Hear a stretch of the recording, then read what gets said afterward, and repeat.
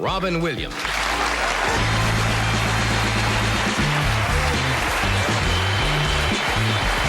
Some comedians make you laugh. Robin Williams made everyone lose their minds. Today, we're counting down some moments where Robin Williams didn't just get a laugh, he broke people.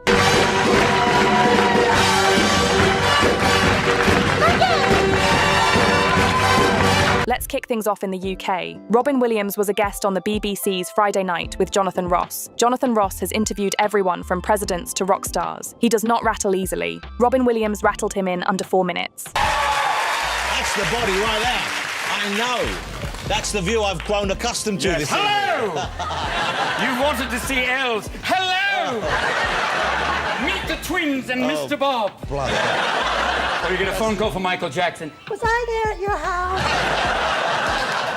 No, I think... Jonathan Ross, a man paid specifically to keep conversations on track, gave up entirely and just started laughing so hard he had to hold his desk. Are you surprised that you made it through that? Because yeah, I am surprised. You know, a lot of people didn't, and it's a mad thing to put your body through. Oh, it is, but so many of us did it, and you get through it, and there'll be those nights when you do cocaine, and you be like, I'm gonna die!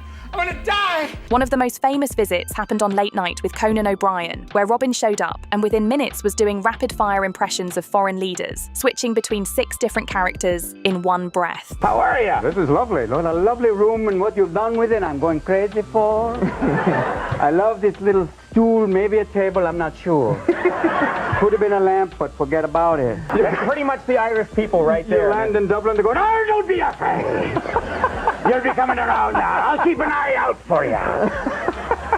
Conan later said in interviews that Robin Williams was the only guest who genuinely scared him before tapings. Not because Robin was difficult, but because Conan knew he would lose total control of the show, and there was nothing he could do about it. James Lipton sat across from Marlon Brando, Robert De Niro, and Al Pacino, and kept his composure every single time. Robin Williams appeared on the show, the host of Inside the Actors Studio, in 2001, and it became one of the most watched episodes in the show's entire history. Let's see what's on the television. It looks like that revolves around, Rolex. Welcome to Disney's Hall of Presidents.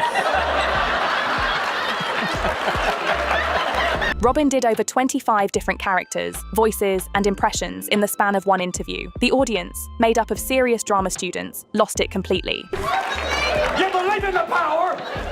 I'm gonna lay my hands on you, but first I'm gonna do this. Because we're gonna have a rising spirit, gonna rise. Yeah. Look at you going, Increase the dosage. Sad if you give Prozac to a cat, they just sit in the corner going, me. The episode is widely considered one of the greatest talk show appearances ever recorded. It runs over an hour, and every single minute is gold. Billy Crystal is one of the most seasoned performers alive. He hosted the Oscars 9 times, and Robin Williams made him completely crack. You're a can of corn, you're the best. I want to thank the Mashbuka Weinstein, Mazel Tov, and I want to thank Marcia for being the woman who lights my soul on fire every morning. God bless you. At the 1997 Academy Awards, Robin Williams presented an award and went completely off script with an improvised bit about Hollywood that had the entire auditorium losing it, including Billy Crystal, who was watching from the wings and was captured on camera, doubled over laughing. Thank you, Ben and Matt. I still want to see some ID. Thank you, Gus Van Sant, for being so subtle you're almost subliminal. This one is historic, truly historic. Johnny Carson was known as the king of late night for a reason. Robin Williams appeared on The Tonight Show multiple times, and in his early appearances, especially, Carson was visibly caught off guard in a way that was genuinely rare. There's a famous clip from the early 1980s where Robin launches an improv session, and Carson, cool, collected, legendary Carson, starts laughing so hard he has to look away from the camera. There is a movement going. A new movie, Altered Suits. A Jewish man takes a suit and buys retail. Don't let that little sucker die. Shut up. No, don't die. I hear it's a great picture. Oh, it's wonderful. Great It's like picture. The Wizard of Oz with Dorothy as Gumby. Yeah, did you? Yeah. Wasn't it incredible? Yeah, no, I'm not supposed to look at it. I know. No, man, I was out of town. I didn't see it. A lot of guys surfing on the highway going, God, no way. Afterwards, Carson told colleagues that Robin Williams was unlike anything he had ever seen in his entire career. Craig Ferguson's Late Late Show was known for being loose, weird, and unpredictable. Ferguson himself is a brilliant comedian who doesn't do traditional interviews. He just chats. So you'd think he'd be prepared for Robin Williams. He was not prepared for Robin Williams. Did you have to go all the way to protein? Well, you could have just been, I'm a little tired of protein. You have to go to protein. I'm a little tired, but I'm running low on fluid. When you hit 60, everything, what have we got left? Yeah. In one of their legendary appearances together, Robin showed up and within 60 seconds had turned the entire studio into pure chaos. Fancy shoes. No laces? None at all. No laces in your shoes? I'm an older man now, it's much easier. Velcro. Hang on.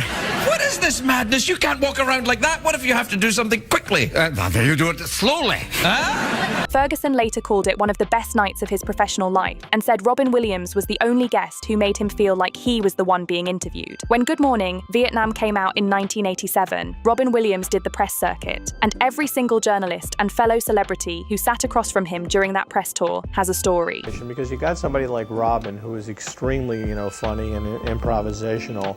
And then the thing is, so let's take advantage of those things. Wait a minute, it's not actually here. I can't read it. Hold on, here's another coming your way. It's not here, we have no news. Wait, we have some news. Here's some news right now. Great Britain recognized the island state of Singapore less than 24 hours after it seceded from the Federation of Malaysia. Well, how do you recognize an island state? You go, hey! Director Barry Levinson said the press tour was the first time he had ever seen a film's PR team become the audience at a comedy show. David Letterman was famously hard to impress. He'd interview celebrities for 30 years with a half smirk and never fully let himself go. With Robin Williams, the smirk disappeared fast. God, this is nice. For your safety, I have to dress like this. I'm just so happy you're gonna be a daddy. Well, thank you very much. I'm gonna call you Daddy Dave. Daddy Dave is in the house. Big Daddy D. Please You're gonna get legal too. I love you. Robin appeared on Letterman's shows dozens of times across both NBC and CBS, and the most famous clips show Letterman going from his usual cool detachment to straight-up helpless laughter in record time. A little. Pull the socks up. Pull your socks up. What are you, all of a sudden an old Jew? Yeah. Pull your socks up. It's like a retirement village. Pull your pants up. Where you going? Kiss my ass. That has not happened. Even Oprah Winfrey has interviewed war survivors, world leaders, and some of the most intense, emotional conversations in television history, and she held it together every time. A little bit like Tourette's.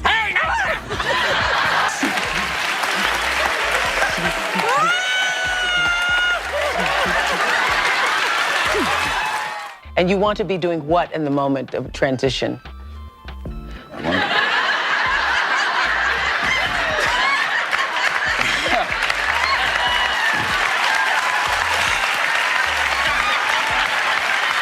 Robin Williams made her laugh so hard she couldn't speak. Oprah later said he was one of the most uniquely gifted humans she had ever encountered in her life.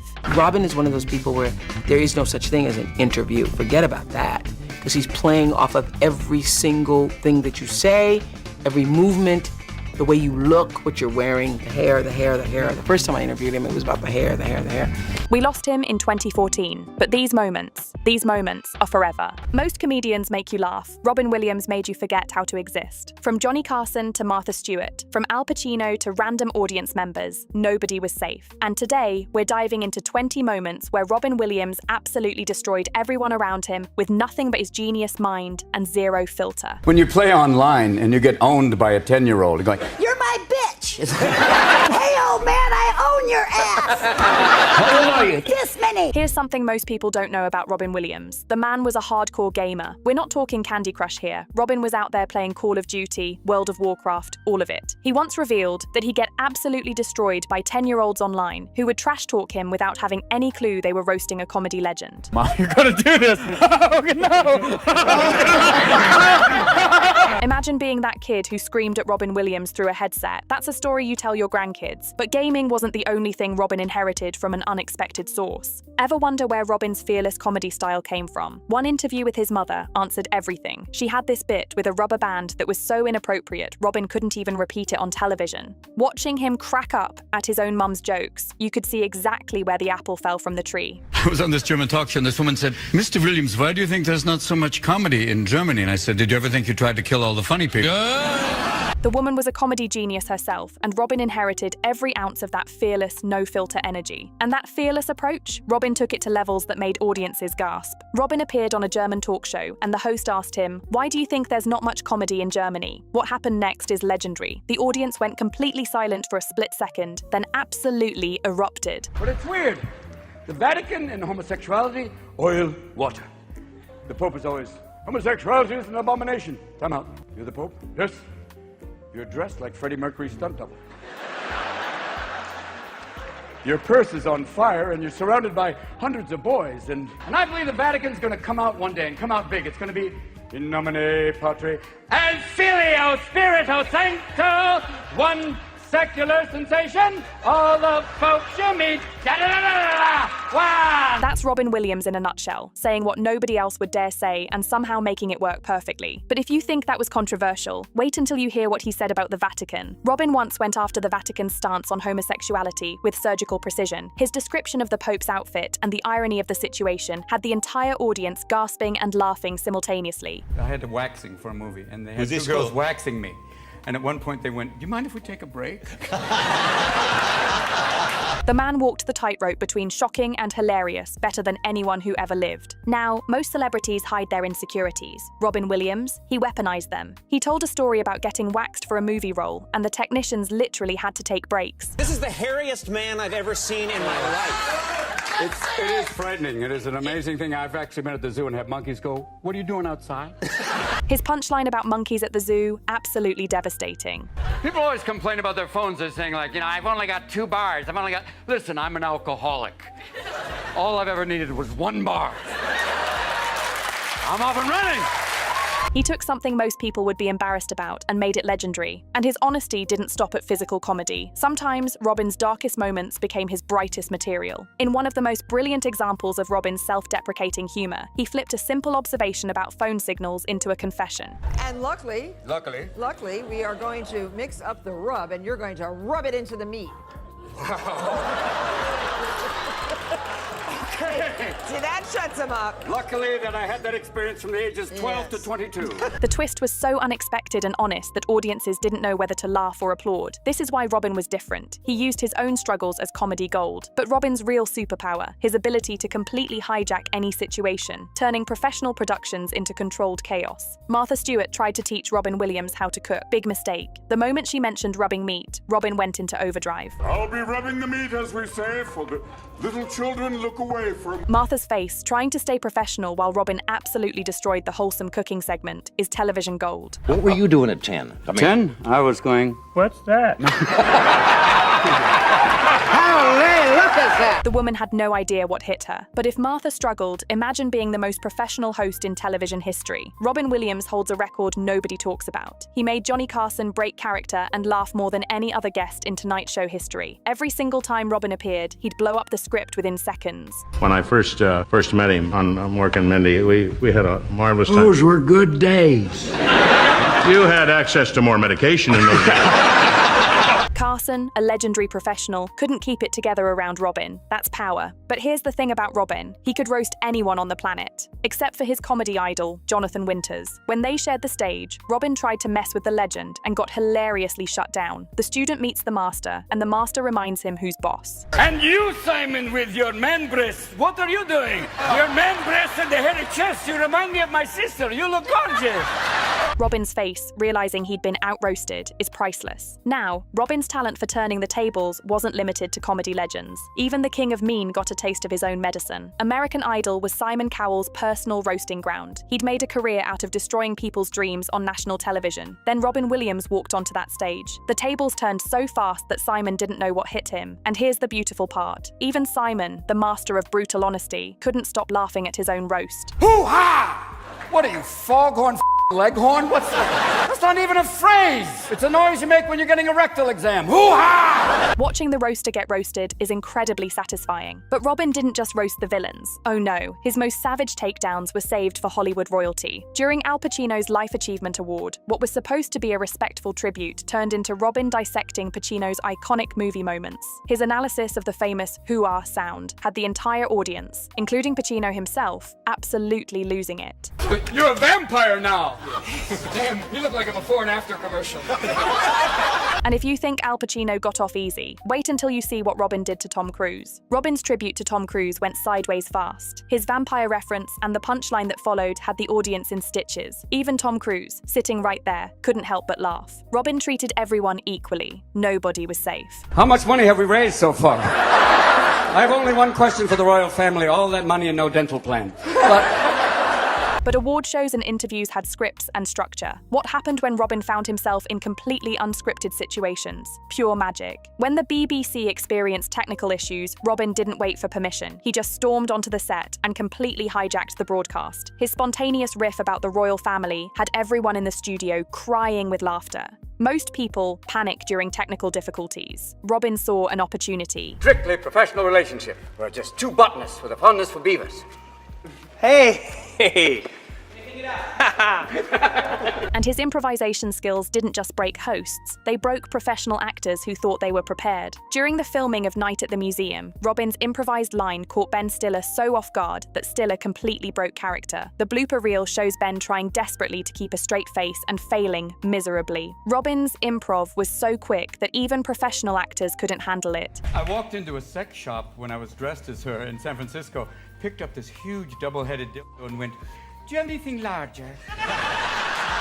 In fact, Robin's commitment to comedy went way beyond the camera. Sometimes he took it to the streets. Robin revealed that while filming Mrs. Doubtfire, he walked into a sex shop in full costume and character. His interaction with the confused shop owner is the kind of story that proves Robin lived comedy 24/7. The man couldn't turn it off even if he wanted to. A governor in California who talks like this. A man who said, "Welcome to California." A true American. Now we know. Now, improvisation was one thing, but Robin had another weapon in his arsenal that made him absolutely unstoppable: impressions. Arnold Schwarzenegger was Robin's favorite target. His impression wasn't just accurate, it was devastating. Robin and Jonathan Winters together roasting Arnold at an award show is one of the greatest comedy tag teams ever captured on film. Arnold, to his credit, laughed along. Iran, Iraq, stalagmite, stalactite. That's... There you go, sir. You're all set for the press conference. Are you sure they won't be able to see it at all? But Arnold wasn't the only powerful figure Robin impersonated. He went all the way to the top. Robin's Reagan and Clinton impressions weren't just surface-level mimicry. He captured their essence and then weaponized it. Well, good, it feels just like my hearing aid. Ladies and gentlemen, the President of the United States. Well, that's my cue, boys. Yep, you say Iran, I say Iraq. Let's call the whole thing a deal. His Reagan bit about the hearing aid and his Clinton innuendo showed he could roast anyone, including the most powerful people on Earth. Going, "I got your six, don't worry."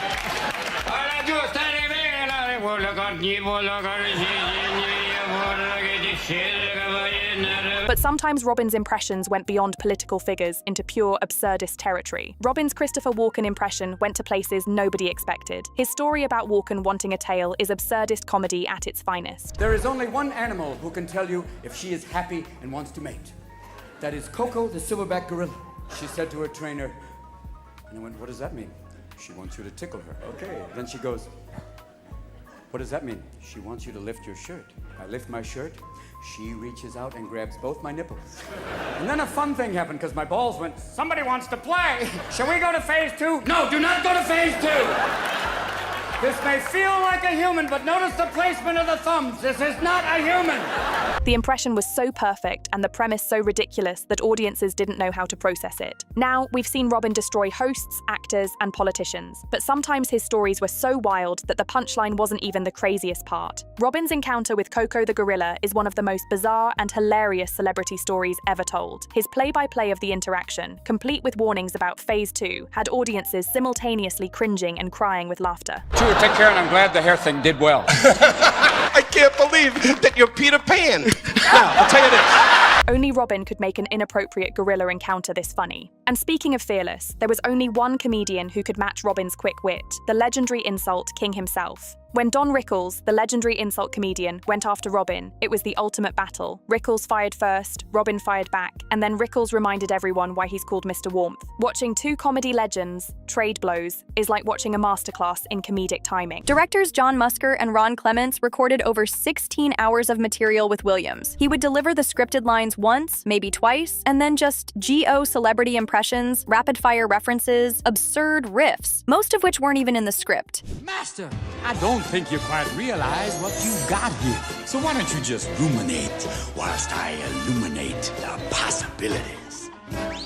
The animators had to draw the genie after hearing Robin's performance. They literally animated his facial expressions and movements to match his improv. Robin Williams added an element to animation that I don't think we've heard before. Approximately 80% of the genie's dialogue was pure Robin Williams improvisation. In Good Will Hunting, Robin played Sean McGuire, a therapist helping a troubled genius. The script called for Sean to open up about his late wife. What happened next wasn't planned. My wife used to fart when she was nervous. She had all sorts of wonderful little idiosyncrasies. You know, she used to fart in her sleep. I'm sorry I shared that with you. Watch Matt Damon's face here. That's genuine surprise.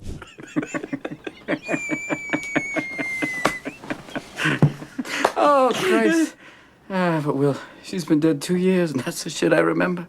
It's wonderful stuff, you know? The camera is literally shaking because the cameraman is trying not to laugh. Director Gus Van Sant loved it so much, he used this take in the final film. This scene helped Robin win his only Academy Award, improvised, from a fart joke. During the chaotic dinner scene of Mrs. Doubtfire's fake teeth fall into a wine glass. Watch what happens when she fishes them out. Ooh. Oh my God. So sorry about that. Just one moment. Carpe dentum. Seize the teeth. Carpe dentum, seize the teeth. Not in the script. Robin improvised a callback to his previous film, Dead Poets Society, where Carpe diem was the central theme. It's genius-level wordplay, delivered in a granny voice, with dentures. Look at Pierce Brosnan's face. That's a man trying desperately not to break. While filming Night at the Museum, Robin Williams, in full Teddy Roosevelt costume, was dismounting from a horse, and then his pants legitimately ripped, badly. Pleasure to meet you, Lawrence.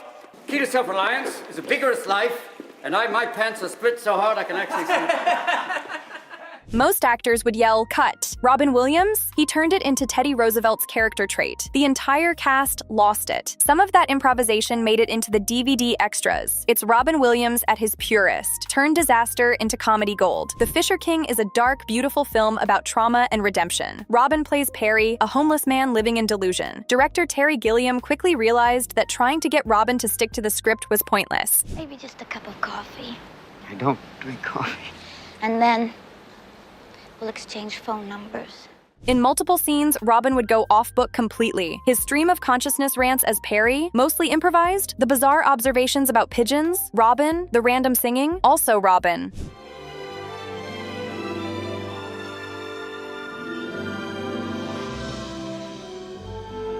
But what's remarkable is how Robin knew when not to improvise. In the intimate scenes with Amanda Plummer, he delivered the script verbatim because those moments needed precision. Patch Adams had its critics, but the behind-the-scenes footage is comedy gold. There's a scene where Patch is having a philosophical moment in a field. Simple enough, right? Except the cow had other plans. With a job like that, we can make millions. Phil Hartman was famous for never breaking character. It was his superpower. You could do anything. He wouldn't crack until Robin Williams showed up. No, wait! No, that's your line. And so, adieu. You say it or you die. Let's go. No, I'm in. Just roll it. Don't even mark it. Let's just roll it. Let's get it if he makes a mistake. Go. What are you, senile? Of course not. I haven't even seen Africa. During a sketch, Robin completely flubbed a line, but instead of stopping, he instantly created a new line that was somehow funnier. Watch Phil Hartman's face. Deliver the Declaration of War papers? The armistice papers. That's right, sorry, forgive me. Oh, pardon me. Continuity? All right. Let's just do this, and we'll be out of here. Thank you, Godfrey. No tension. Let's just do it. He'll give you the armistice papers, you say your line, and then we exit. We're done. For the first time in his SNL career, Phil Hartman almost broke. You can see him fighting it, his mouth twitching. Robin Williams was so quick, so naturally funny, that even the most disciplined performer couldn't resist. Johnny, tone the horn down a little. That's right, we're working with you. Godfrey, stay with us. Let's do it again, people. Let's go. This is why Robin was banned from certain talk shows. Not because he was inappropriate, but because he made it impossible for anyone else to stay professional. The Birdcage is a masterpiece of comedic timing. Robin Williams plays the straight man to Nathan Lane's flamboyant Albert. During the frantic dinner preparation scene, something unscripted happened. Robin legitimately slipped on the kitchen floor. I've got to get back there before they eat enough to see the bottom of the bowl.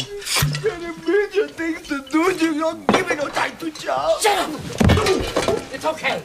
We're all right. It's fine. But watch what he does. Shut up, goddamn you. It's all right. Stop crying. Goddamn you.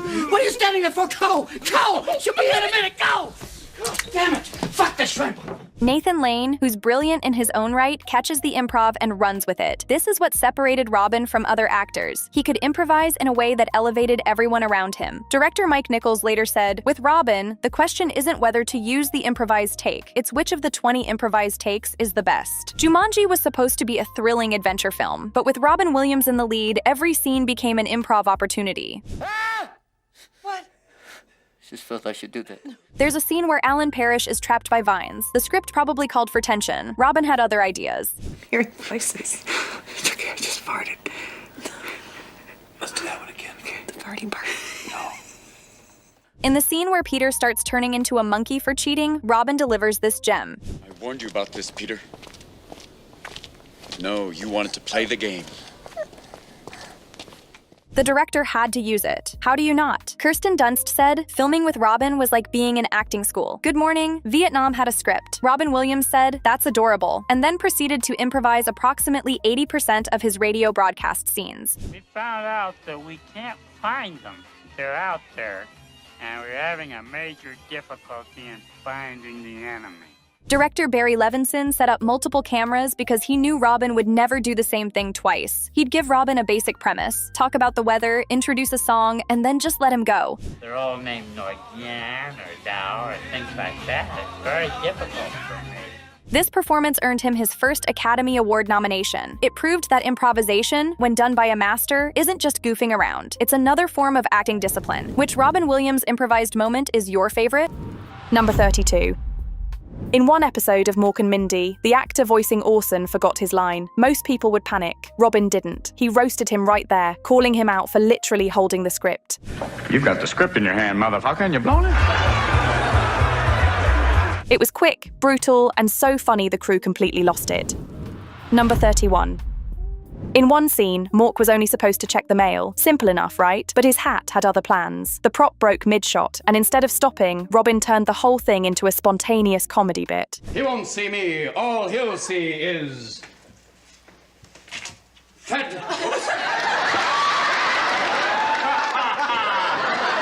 You blew it! What should have been seconds of TV exploded into one of the funniest bloopers on set. Number 30. During the dinner scene in Mrs. Doubtfire, the conversation was supposed to stay calm, but Robin couldn't resist. He suddenly started a random debate about which one of them was the dinosaur. Which one's the dinosaur? One in the middle, I think. Nah, you're wrong. They're all extinct. Pierce Brosnan tried to stay serious, but you can see him barely holding it together. Number 29. There's another scene where Robin is fishing dentures out of a glass of wine. Instead of following the script, he turned it into a clever parody of his own movie quote. So sorry about that. Just one moment. Carpe dentum. Seize the teeth. Let me see. Number 28.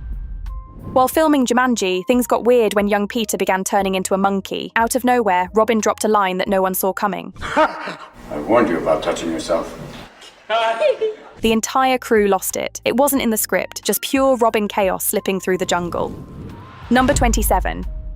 On the set of Toys, Robin decided to mess with director Barry Levinson. Right in front of him, he started roasting one of Levinson's own films. I see Avalon 15 times. Great movie.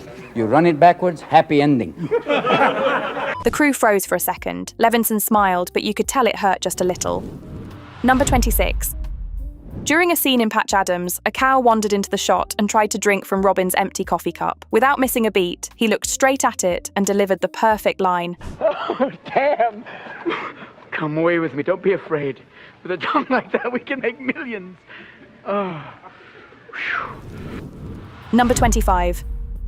During filming for Mork and Mindy, Robin suddenly yelped mid-scene. He'd stepped right onto a nail. Most actors would stop the take, but not him. He turned the pain into improv, clutching his foot like it was a wild animal.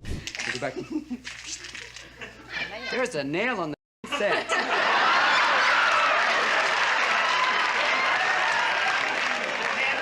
Only Robin could turn injury into comedy that good. Number 24. During a haircut scene, everything was running smoothly until someone off camera unleashed an outrageously loud fart. Robin froze for a split second, then folded it straight into the scene with a perfectly delivered innocent. No more. Ah! I don't believe you.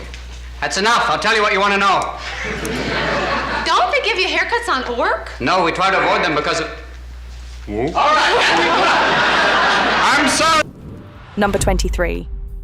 While filming Night at the Museum, everything that could go wrong did. A horse started pooping right in the background, and before anyone could react, a monkey dropped one on Robin's back. He just looked up and smiled. Beautiful. Come on, get that. That's, yeah. Big time acting. Whoa. Who loves you, baby? I'm covered in... Number 22. In another scene, Robin tried to get off a horse, but his pants had other plans. The rip was loud enough for everyone to hear, and instead of stopping, he turned it into instant comedy gold. Pleasure to meet you, Lawrence. Key to self-reliance is a vigorous life, and my pants are split so hard I can actually see. Number 21. In Good Will Hunting, Robin was supposed to give a heartfelt monologue about love and loss. Instead, he went off script and started talking about his late wife's bedtime habits. My wife used to fart when she was nervous. She had all sorts of wonderful little idiosyncrasies. She used to fart in her sleep. Matt Damon lost it completely, and even the cameraman couldn't hold the shot steady. Number 20. During a fast-paced kitchen scene in the birdcage, Robin lost his footing and nearly wiped out. Instead of breaking character, he turned the stumble into part of the act. These are things to do. You're giving no time to shout. Shut up! It's okay. We're all right. It's fine. Just shut up, goddammit. That slip wasn't rehearsed, it was pure reflex, and it somehow fit the scene perfectly. Number 19. In Patch Adams, a quiet autopsy scene suddenly turned into chaos. Robin pretended to let one rip, then slipped into a Sammy Davis Jr. impression like nothing happened. The entire cast broke character, laughing over the body that was supposed to be serious. Even Sammy's behind us going, come on. I'm here waiting, decomposing now. Clear! I'm sorry. Number 18. I just want to know one thing. Are your kids well behaved? Or do they need like a few light slams every now and then? I'll have to get back to you. Wow. During the nanny audition scene in Mrs. Doubtfire, Robin was unstoppable. Director Chris Columbus just let the camera roll as he switched between accents, characters, and total nonsense. They ended up shooting 2 million feet of film, and every inch was hilarious. Number 17. In Jumanji, once the chaos finally settles, Robin spots a random pelican on set and decides it deserves a line. He starts chatting with it like an old friend. Not afraid of cats, are you? Okay. Number 16. In Patch Adams, Robin's unpredictable improv clashed hilariously with Philip Seymour Hoffman's strict seriousness. Even a simple introduction scene turned into chaos when Robin kept repeating a tiny ad-libbed "thank you," breaking Hoffman every time. I was awarded the William F. Thompson. Oh, we're f***ed. Thank you. They needed more than a dozen takes just to get through it. Number 15. On Saturday Night Live, Robin was mid-scene delivering an important line when he completely messed it up. Most actors would freeze, but he turned it into gold instead. All right, Godfrey, come in. All we're going to do right now is finish this up and go home. Godfrey, all I want you to do is deliver the Declaration of War papers. The armistice papers. That's right, sorry, forgive me. Oh, pardon me. Continuity? All right. Even Phil Hartman, known for never breaking, came dangerously close to losing it. Number 14. On the set of The Crazy Ones, Robin played a hairstylist with way too much confidence. He started showering Sarah Michelle Gellar with the most over-the-top compliments imaginable. Oh, now you look pretty. You do, you honestly do. You look fabulous. Don't lie to yourself. I mean, he's not wrong. Number 13. While filming Old Dogs, Robin got so into his role, he just kept acting long after the director yelled cut. Travolta finally snapped. And it wasn't well animal either. What? Get off the screen.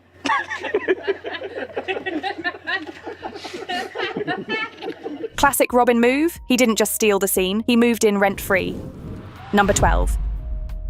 In one Mork and Mindy scene, Mork and Mindy are huddled together, pretending to survive the cold with a single match. Pam accidentally blows it out, killing their last hope. Robin instantly ad-libbed.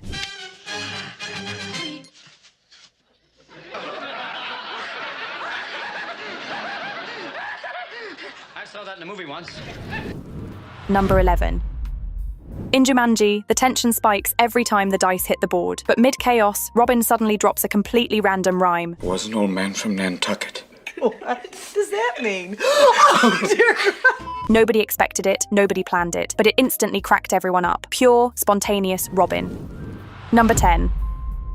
At the end of Good Will Hunting, Matt Damon's character leaves a note for Robin's. The script ended there, but Robin decided to add one final touch. Son of a bitch. He stole my line. It wasn't written. It was his own quiet goodbye, perfectly unscripted. Number 9. You need more power, Jim. Don't be afraid. You had it all along. I never did it. I am not at fault. When Robin voiced the genie in Aladdin, Disney stopped trying to control him and just let him loose. He improvised for over 16 hours straight, turning every line into chaos and brilliance. His improv was so wild, the movie couldn't even qualify for a screenplay award. Number 8. Back in 1977 on Laugh-In, a young Robin Williams showed up as a redneck giving a strange tribute to Frank Sinatra. Before he could even reach the joke's end, Sinatra was already cracking up. Mr. Sinatra, can I just shake your hand? Why not? Oh, Marlene, sell my clothes, I'm going to heaven. Oh, wow. Oh, I'm so happy to be here I could drop a log. Number 7. During his 1978 HBO special, Robin spotted John Ritter in the crowd and pulled him up on stage. What followed was pure chaos. Two comedians trading jokes like ping pong balls. Robin, I was just out there enjoying some Perrier water and laughing my ass off, and I'm up here and I'm wet. I guess you're ready then. It wasn't rehearsed. It was pure, electric, in-the-moment comedy. Number 6. In Awakenings, Robin shared a serious medical scene with Robert De Niro. Everything was calm until Robin suddenly muttered, Expensive, Let's go with it. It's an idea before it's time, but let's try it. I've wanted to talk like this for the entire movie. I want to be an old Jewish doctor. Lenny and I have an idea. De Niro, the king of composure, cracked. For a second, even he forgot to act. Number 5. All right, table 39. Table 39. 39, my age, you're a saint. Thank you very much for humouring an old lady. Dinner scenes in Mrs. Doubtfire were a nightmare for continuity. Robin couldn't stop riffing. He kept calling for table 39 in a dozen different voices while everyone tried to stay focused. Robert Prosky later joked the only way to survive was to just hold on tight. Number 4. In Happy Feet 2, Robin voiced two penguins, Lovelace and Ramon, and somehow had full conversations with himself. He switched so fast the editors couldn't separate the takes. Hey, you know who I am! Do you know who I am? It's hard to tell where one character ends and Robin begins.